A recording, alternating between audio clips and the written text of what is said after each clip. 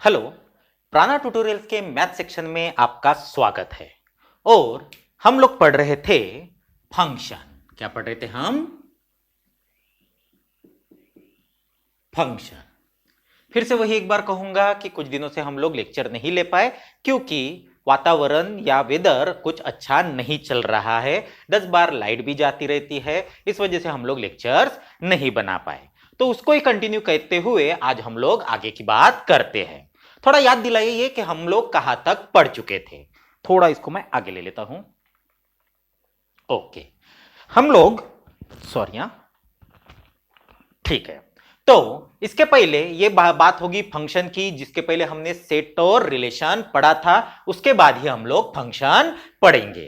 Function की definition हो गई थी, उसके बाद मैंने बताया था कि किसको फंक्शन कहा जाता है। Okay, function okay. उसके बाद टाइप की बात हुई थी, वन वन क्या होता है, ऑन टू क्या होता है, फंक्शन कब होता है, सारे फंक्शन वन वन होते हैं, ऑन टू होते हैं कि नहीं, ये सारी बातें हमने लास्ट टाइम बताई थी।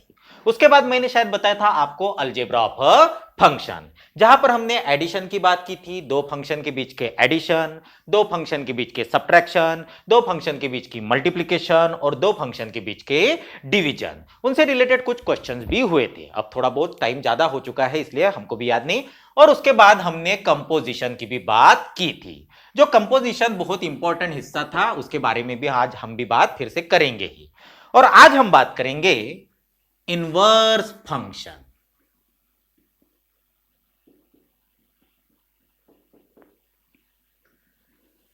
आज हम बात करेंगे inverse function. If is a function from A to B, अगर ए से लेकर बी तक जाने के लिए हमने कंसीडर कर दिया है function, okay, and suppose it is a one one and onto. अगर ये फंक्शन वन वन भी है as well as onto भी है, अगर ये फंक्शन वन वन भी है और ऑन टू भी है, देन और f of x is equal to y. तो नेचुरली एक्स कहां से आएगा? डोमेन से, और वाई रहेगा कोडोमेन पर। Is it okay? और f of x is equal to y भी होता है। तो सिंपल सी बात है कि इनवर्स के लिए सबसे इंपॉर्टेंट होना चाहिए function which is one one as well as onto. One one तो होना ही चाहिए as well as onto भी होना चाहिए। And if f of x is equal to y, then we can define a function f inverse naturally from B to A. तो हम लोग डिफाइन कर सकते हैं एक दूसरा फंक्शन जिसको हम लोग इनवर्स ही कहेंगे, एफ इनवर्स, जो कि होगा उसका उल्टा, B to A, such that f inverse of y, such that f inverse of y is equal to x, such that f inverse of y that is equal to x। तो naturally y कहां से आएगा? Second function से, second set से, यानी b से। अब वो फंक्शन f इनवर्स रहेगा। Is it okay? तो यह है सिंपल डेफिनेशन। अगर कोई फंक्शन जो हम लोग a से लेकर b में कन्वर्ट कर रहे हैं या a से b जा रहा है, लेकिन कंडीशन बहुत इंपॉर्टेंट है, one one as well as onto, one one और ऑन टू तो होना ही चाहिए। तो नेचुरली ये हो गया आपका डोमेन और ये हो गया कोडोमेन। तब हम लोग डिफाइन कर सकते हैं उसका जस्ट इनवर्स पार्ट, जिसका हम लोग इनवर्स पार्ट डिफाइन कर सकते हैं। So f inverse is equal to, या f inverse from B to A, such that f inverse of y that is equal to x. लेकिन ये तभी होगा जब f of x is equal to y हो, f of x is equal to y हो। तो natural सी बात है कि वन वन और ऑन टू तो होना ही चाहिए। यानी इनवर्स तभी डिफाइन किया जा सकता है जब वो वन वन और ऑन टू हो। तो कंडीशन आपको हमेशा याद रखना है कि function should be one one and onto. अगर फंक्शन वन वन और ऑन टू हो तब जाकर ही आपको इनवर्स फंक्शन मिलेगा। दूसरी बात, F of x inverse, f of x inverse is not equal to f inverse of x। तो बहुत बार कंफ्यूजन होता है कि f of x inverse, f of x का inverse two the, sorry inverse नहीं, f of x to the power -1 is equal to f inverse of x नहीं होता। Okay, क्योंकि इसका मतलब होगा इसका जस्ट रेसिप्रोकल, यानी 1 upon f of x, 1 upon f of x। इसका एक्चुअली मतलब होगा 1 अपॉन एफ ऑफ एक्स यानी reciprocal of f of x, reciprocal of f of x. तो गलती से भी उसको इनवर्स फंक्शन कंसीडर करने की कोशिश मत कीजिए। और तीसरी बात यह होती है कि अगर आपके पास या फिर अगर आपके पास एफ ऑफ एक्स और उसका इनवर्स है तो हम लोग कंपोजिशन के हिसाब से f into f inverse of x ये आ जाएगा x. Similarly f inverse of f of x is equal to फिर से आ जाएगा एक्स। यानी सपोज आप लोग ये कंसीडर कर सकते हो कि एफ और एफ इनवर्स एक में के इनवर्स होने की वजह से अल्टीमेटली हो जाते हैं कैंसल, अल्टीमेटली हो जाते हैं कैंसल। ओके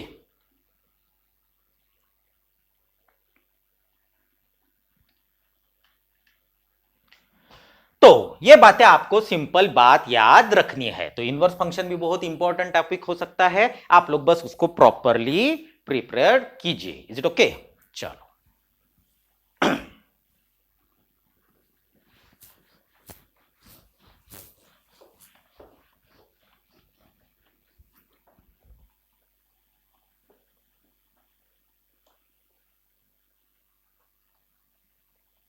चलो एक क्वेश्चन देखिए। If F is 1 1 and onto, if f is 1 1 and onto such that f of x is equal to 9 minus 5x, such that f of x is equal to 9 minus 5x, then find f inverse of minus 1, then find f inverse of minus 1। थोड़ा concept समझिए। अब उन्होंने पहले ही कहा है कि f is 1 1 and onto। अगर f already 1 1 और onto है, इसका सिंपल सा मतलब है कि f इनवर्स एग्जिस्ट करेगा, क्योंकि फंक्शन 1 1 अगर onto होता है तो समझ लीजिए वो फंक्शन का इनवर्स भी उसके पास होगा। इनवर्स की डेफिनेशन क्या है? अगर f of x is equal to y हो, अगर f of x is equal to y हो, इसका ही मतलब f inverse y is equal to होगा x, f inverse y is equal to होगा x। इतनी बात समझ रहे? अब आपके पास ऑलरेडी दिया गया है f of x is equal to 9 minus 5x। आपके पास ऑलरेडी दिया गया है f of x is equal to 9 minus 5x और हमको निकालना है f इनवर्स ऑफ 1। अब हमको निकालना है f इनवर्स ऑफ 1। चलो थोड़ी देर के लिए मैं कंसीडर कर लेता हूं कि f inverse of 1 is equal to होगा m, या कोई दूसरा नंबर x को छोड़कर, xy को छोड़कर कुछ भी ले लीजिए। Suppose f inverse of 1 is equal to होगा m बराबर, लेकिन ये ऑलरेडी इनवर्स फंक्शन है। इनवर्स फंक्शन का मतलब क्या होता है कि अगर आप लोग ले रहे हो f inverse of y is equal to x, इसका मतलब होता है f of x is equal to y, इसका मतलब होता है f of x is equal to y। या अगर इनवर्स एग्जिस्ट हो रहा है तो f of x is equal to y का ही मतलब, यहां पर ध्यान दीजिए, बाकी कुछ नहीं। यानी अगर f of inverse of y is equal to x हो तो जस्ट इसका उल्टा कर दीजिए, यानी ये होगा f of x is equal to y। या अगर हमारे पास f of x is equal to y है तो मैं लिख सकता हूं f inverse of y is equal to x। अब इसको ही मद्देनजर रखते हुए थोड़ा देखिए, f inverse of 1 is equal to m है, f inverse of y is equal to x है, और 1 1 onto या इनवर्स एग्जिस्ट है, तो इसके ही हिसाब से मैं क्या लिख सकता हूं, f ऑफ x, थोड़ा इसको इधर कर दो ना, यानी f of x is equal to y। तो इसको ही लागू करूं तो f of m is equal to 1। अगर मेरे पास f of inverse of y is equal to suppose x है तो उसका ही मतलब होता है f of x is equal to y। Similarly f inverse of 1 is equal to m है तो f ऑफ m हो जाएगा 1। और इसके पहले मैं चिक चिक कर बता चुका हूं कि f ऑफ x अगर आपके पास है तो f ऑफ m क्या होगा, जहां जहां x है वहां वहां वो वैल्यू पुट कर दीजिए। 1 रहा तो 1 पुट करो, 2 रहा तो 2 पुट करो, 3 रहा तो 3 पुट करो, जो भी है उसको वहां पर पुट करते जाइए। इस बार है m, बस f ऑफ x पर चले जाओ और जहां जहां x है वहां वहां m पुट कर दो, यानी 9 minus 5m that is equal to 1, यानी minus 5m is equal to 1 minus 9। सही है ना? ये इधर आ जाएगा, यानी -5m is equal to -8 minus minus get cancel, यानी m की वैल्यू हो जाएगी 8/5, यानी m की वैल्यू हो जाएगी 8/5।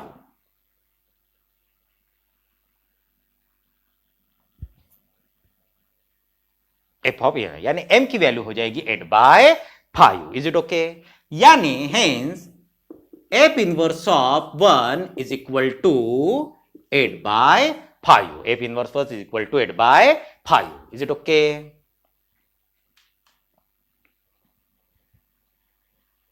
सिमिलरली और क्वेश्चन बढ़ा देता हूं, find f inverse of -1। Similarly और एक क्वेश्चन बढ़ा देता हूं, f इनवर्स ऑफ -1 बिल्कुल सेम ही है, यानी आपका लॉजिक क्लियर हो जाएगा। फिर से उन्होंने कहा है कि 1 1 ऑन 2 है, बस इस पर ध्यान रखते जाइए, यही है इनवर्स के वक्त से इंपॉर्टेंट काम। यानी f इनवर्स ऑफ, थोड़ा सा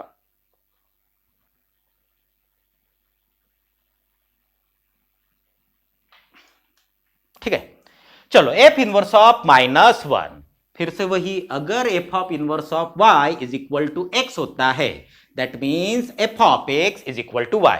बस इसको इधर शिफ्ट कर दीजिए, अपने आप काम हो जाएगा। तो थोड़ी देर के लिए फिर से हम लोग कोई ना कोई वैल्यू लेते हैं। Suppose f inverse of -1, suppose मैं ले लेता हूं n। इसका ही मतलब क्या होगा, f of n that is equal to -1। इसको बस इधर शिफ्ट कर दो, क्योंकि वो ऑलरेडी 1 1 ऑन 2 है और इनवर्स एग्जिस्ट होगा। हाँ, 1 1 ऑन 2 नहीं होता या दिया नहीं होता तो हमको चेक करना पड़ता। So f of n is equal to -1। फिर से f ऑफ n पूछा तो f ऑफ x पर जाइए, जहां जहां n है वहां वहां वो वैल्यू पुट कर दीजिए, यानी 9 minus 5n that is equal to -1, यानी -5n that is equal to -1 -9, -5n that is equal to -10 minus minus get cancel, यानी n की वैल्यू आ जाएगी 2। n की वैल्यू आ जाएगी 2, यानी f inverse of -1 that is equal to 2। f inverse of -1 that is equal to 2। Is it okay?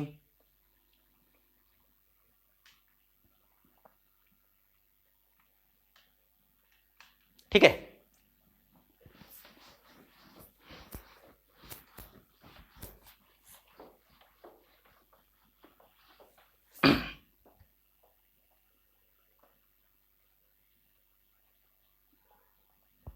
Now verify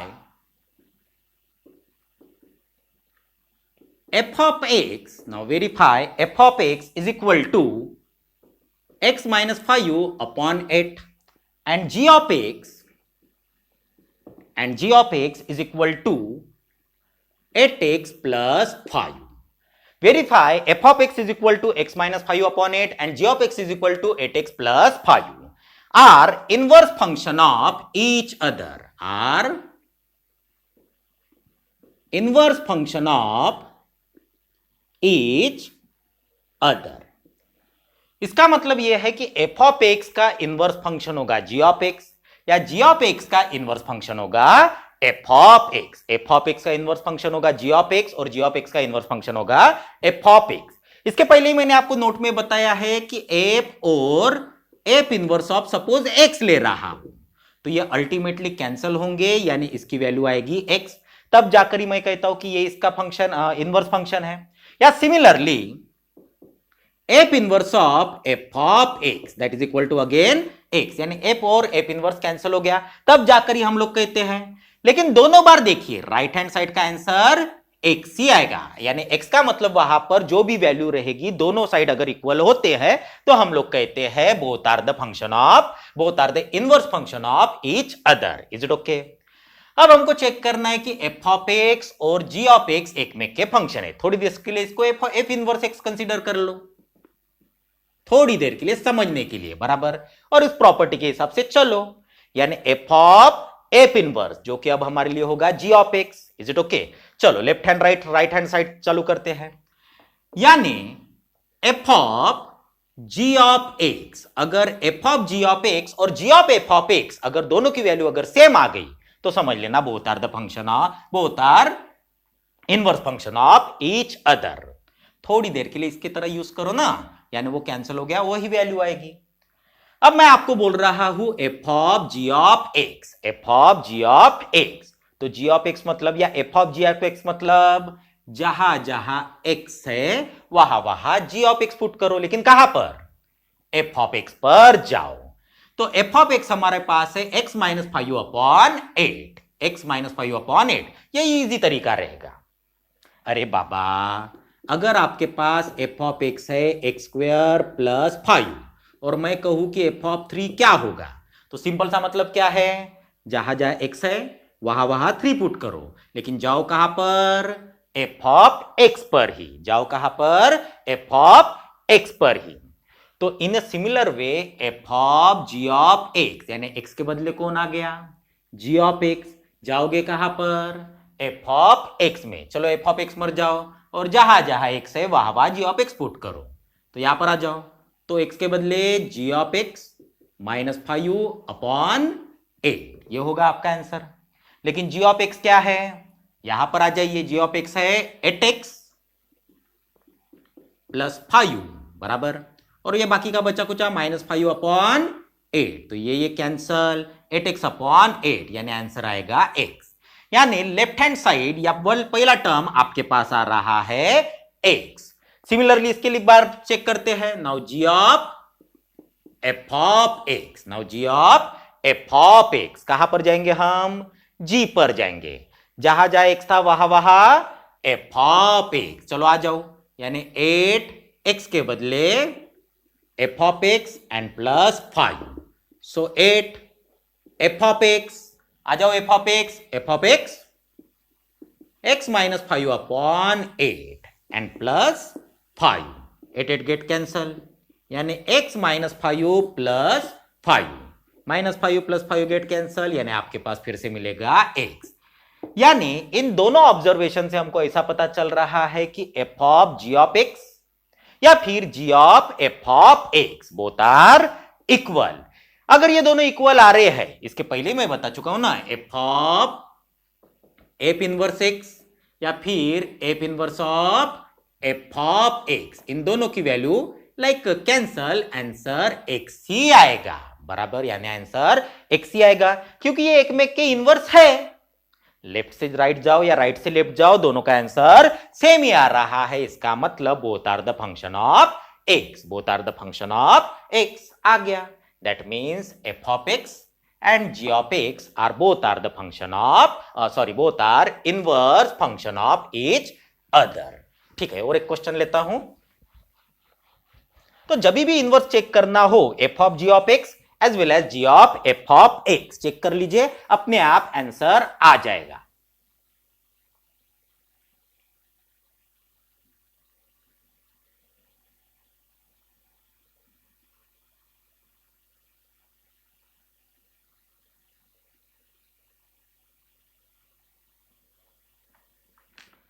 चलो similar question, if f of x is equal to x minus 7/4 and g of x is equal to 4x plus 7।